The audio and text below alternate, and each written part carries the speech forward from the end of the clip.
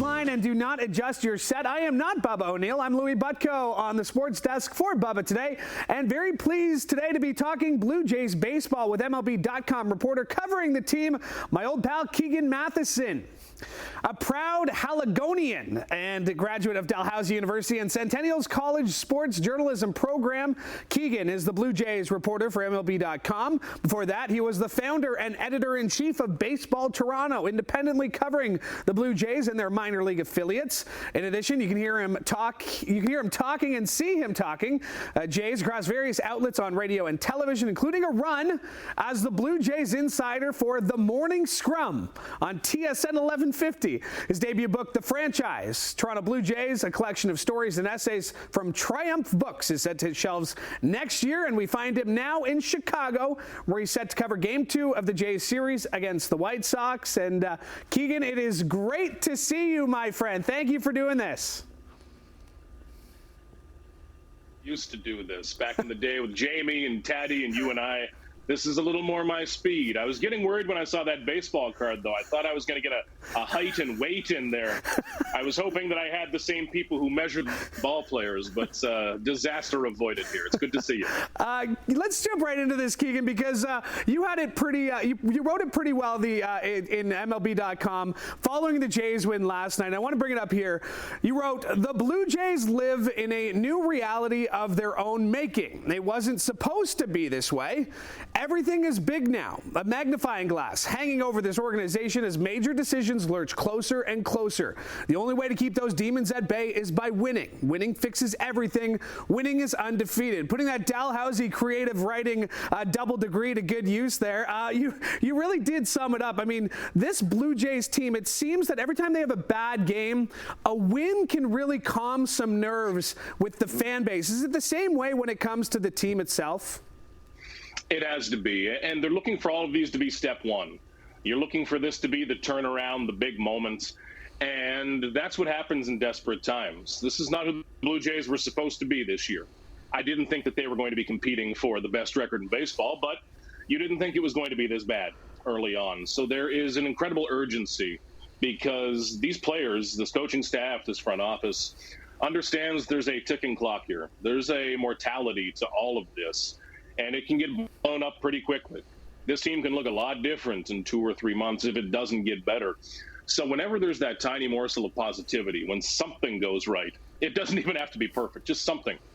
They want that to be step one. Now, they need step 2, 3, 4, 8, up to 10 to happen right now. They need to win a lot of ball games, but any good day, they're hoping is the start of something to go in the other direction. Playing the White Sox, playing the Pirates is probably a good place to start, but as we saw earlier this week, it doesn't always work that way. Well, I mean, we talked about it with this kind of this set that they're on, right? They're 4-4 in their last 8 games, and that includes losing 3 of 4 against the Detroit Tigers. Again, now you got the White Sox, like a historically bad season for a White Sox team that wasn't expected to be good at all. I mean, where can they build some momentum? How can they use this? Because, like I said, it seems like every time the Jays have a game where you think, oh, wow, the bats are going, the pitching works, the next game they get shut out, the next game they put up 1 run. I mean, momentum is a real thing in baseball, and they just don't seem to have it. Yeah, they need to get rid of that sense of, oh, here we go again. Win a few games in a row, and it starts to feel like something that you can do, something that you are used to doing, and something you're capable of doing. Put this roster next to a lot of teams in Major League Baseball. Ask one of your buddies, how many players do you know? They're going to know a lot of these names on the Blue Jays team. This is a good roster of names, but it needs to work. You can have no names and win ball games. That's a better team. You are what your record is. The Blue Jays just need to get that rolling. They need that momentum. They need positive things to build off of. But positives aren't enough at this point. You need real wins. It's not about trying to win tomorrow. I don't care what somebody's exit velocity was. You'll take a bloop single, an ugly bunt single over anything at this point. It's all about big picture results, and they need to string a few of these together because we're not talking about 100 games left. We're talking about the next 6-7 weeks up until that trade deadline when they need to make a pretty big decision about who they're going to be for the next few years. Well, you mentioned it. This is game 54 tonight against the White Sox. And if my math is correct, 162 divided by 354. So, yes, this is the 1/3 mark of the season. You think it's early, but 1/3 of the games will have passed. What grade would you give the Blue Jays through this first third of the season? Ooh, a D. It can be worse, but it's a D. Before the season, I would have put the Blue Jays around, let's say, 88 wins, which puts you in that second or third wild card spot. That's enough. As long as you keep getting in and giving yourself a chance. I mean, my goodness, they need to do more with those chances after 3 of the last 4 years being 0-2 sweeps. But if you keep getting in, that's a start. Where they are right now, Louie, I think they bet really big on internal improvements last year. They bet that Vladdy would get better, Bo would get better, Varsho would get better. Some of these things are showing signs of happening, but what that didn't really account for was what if things get worse? And I'm much more naturally a pessimist than an optimist, so maybe that was in my mind a little bit more. But you see it in the bullpen now. Last year, a really good bullpen. Even in spring training, I thought it would be a good bullpen, but they're so tricky to judge. It's been really bad. Early in the season, you had some bad starting pitching. Yeah, it's coming around, but you can't change what's already happened. So you're seeing this go both ways. They entered this season very optimistic, but maybe not balancing that as much as should have been. And we're seeing what happens when things go wrong instead of just everything going right. Now, if we look at this team, a lot of people are obviously calling for the firing of guys. They want to see heads roll, whether that's Ross Atkins, whether that's John Schneider. Listen, I feel like I can confidently question some of the decisions that John Schneider has made as a baseball guy. I go back to that game on Sunday in Detroit. You know, why is Jimmy Garcia out there protecting a one-run lead in the 8th in which he already looks bad, and then you bring Jordan Romano in a tie game in which he could still get the save? I didn't understand that move. But how much of the hot seat do you think these guys think that they're on? Do they feel like they have a long leash to turn this around? Have you noticed any sorts of panic when it comes to those two gentlemen so far? I think you've seen a change in messaging from John Schneider. I didn't sense as much of a change from Ross Atkins when we spoke with him last. Yet he acknowledged that this is getting more urgent, but still was very rooted in the optimism of the team the Blue Jays have. With John Schneider, you saw it shift a few weeks ago, where he's saying that we can't just keep waiting for this to come around. It can't just be over and over saying it'll get better, it'll get better. Soon enough, the season's over. And some people, maybe a lot of people, are out of jobs, are working for other teams. This can blow up quickly. But I'm also aware that what John Schneider says to me after every game might be a little more formatted, less filtered than what he says inside that clubhouse. We'll see. But I think that's important. Everyone involved needs to realize the urgency of this. And when it comes to calls for firings, calls for moves, which I understand in any sport, I think over the years, Louie, I've learned to look at a baseball team more like a company. A manager is a very literal term. He has a boss, he has a boss, he has a boss. If a boss fires somebody, does that take away their protection? Does that make things better? It's more complicated, I think, than I viewed it a few years ago. And that's why I don't think that anything is too close to happening right now. With John Schneider, who would you put in? Probably a DeMarlo Hale, someone like that. But with Ross Atkins, how many front offices get a fourth manager? John Gibbons, Charlie Montoyo, John Schneider. Getting a fourth, that doesn't happen for a lot of front offices when they haven't won a playoff game. So it's a bit of a stalemate in that sense. And again, I view it more like a company. I take the baseball out of it. Everybody's got a boss. Everybody's got someone under them. And sometimes when you remove one of those Jenga bricks, it gets a little dangerous. Yeah, well put, absolutely, and I would agree with that. You know, I think John Schneider is it seems like he's well respected within the dugout in the clubhouse, based on what I've seen. Of course, you're obviously a lot closer. You mentioned Bo Bichette, you mentioned Vlad Guerrero, sort of underperforming in terms of what they've been able to do this season. Obviously, Guerrero a few years ago had that great season. Now it's not so much. I mean, I would hate to think about this, but is there a chance that we've hit peak Vladimir Guerrero Jr. At this point in his career? I mean, I hate to even bring up that idea, but we've seen a regression year after year from that big season a few years back. I mean, how can he figure this out? It looks like he's a different type of player now, even. That power doesn't seem like it's there in terms of home runs. Yeah, the exit velocities, he's hitting baseball through gloves. That's great.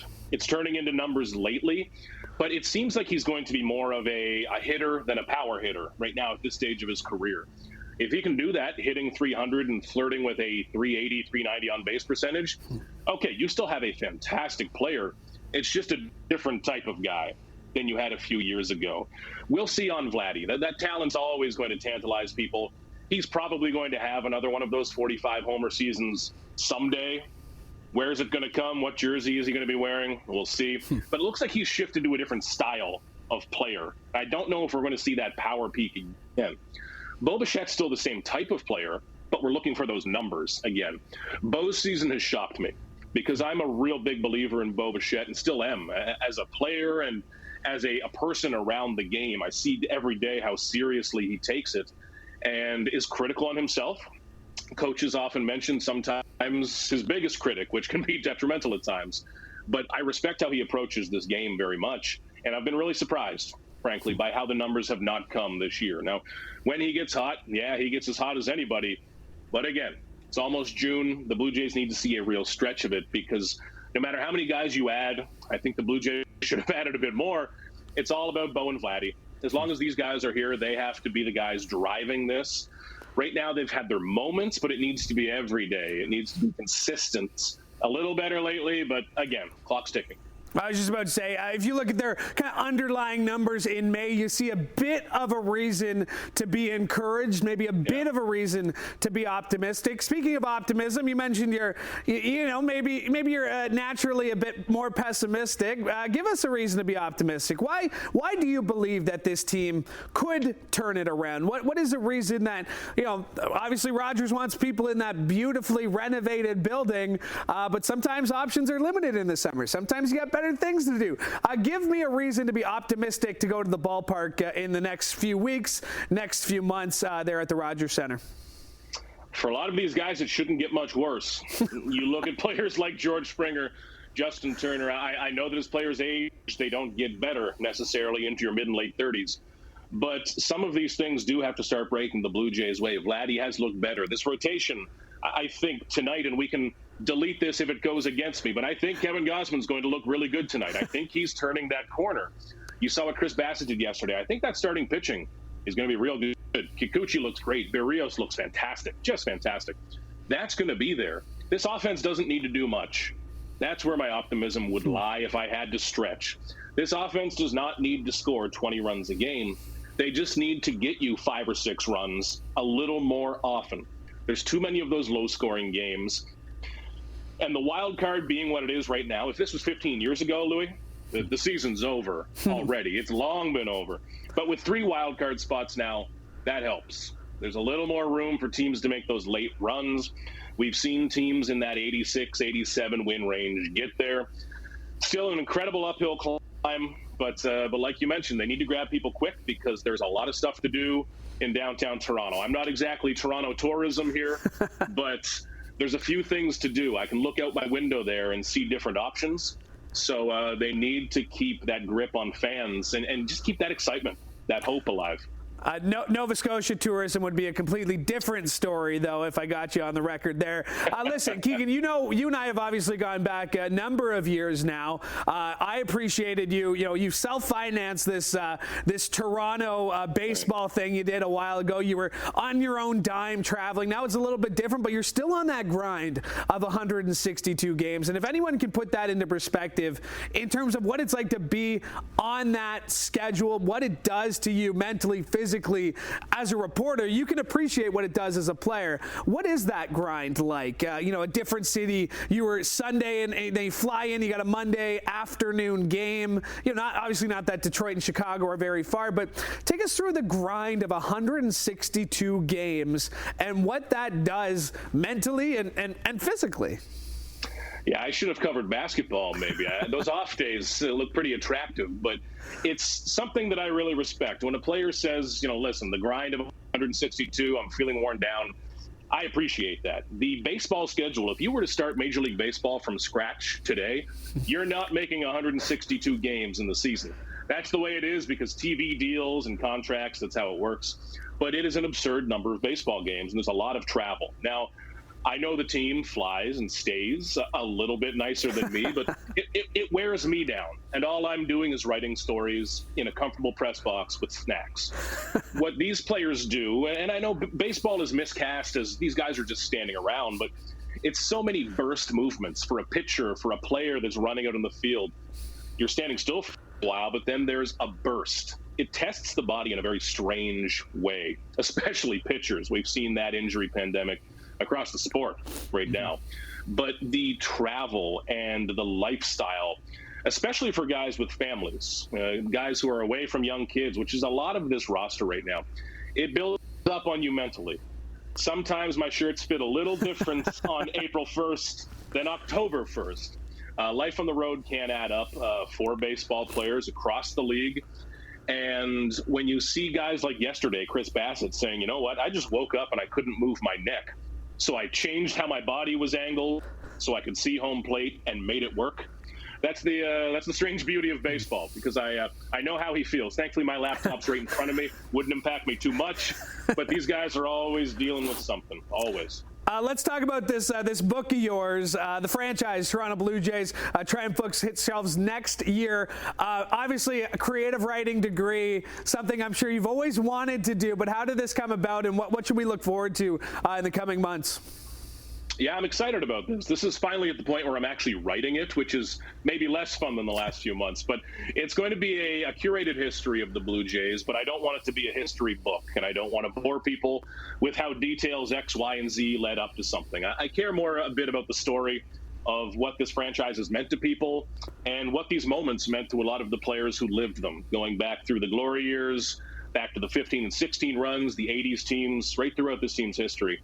But why this team matters to people and what it meant to people when they were there at the time, the story of that. So I'm really excited to bring that to people. I'm learning patience, Louie. Normally I go to the ballpark, I write a story, and you see it 5 minutes later. So this 1 year timeline is different for me.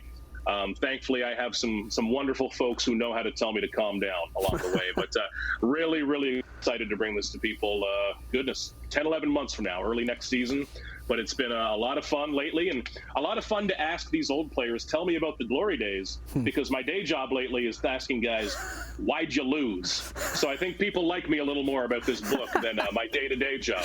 Hey, Keegan, we all love you, and I appreciate you making the time. I know you're off to the ballpark there in Chicago. I have a Chicago-style deep dish pizza, Chicago hot dog, all the Chicago delicacies for me, my friend. Thank you for doing this. Anytime, Louie. Good to see you, my friend. And my thanks to Keegan Matheson. And that's your Sportsline podcast for the day. We love talking sports. And if you know of an athlete, team, or event to promote, the Sportsline podcast wants to hear from you. And hey, make sure you like and subscribe to CHCH Podcast so you never miss an episode of Sportsline with Bubba O'Neil or Newsmakers with myself. I want to thank Chantel Grillo for directing today's episode. And on behalf of all of us here on CHCH, I'm Louie Butko. Have a great day.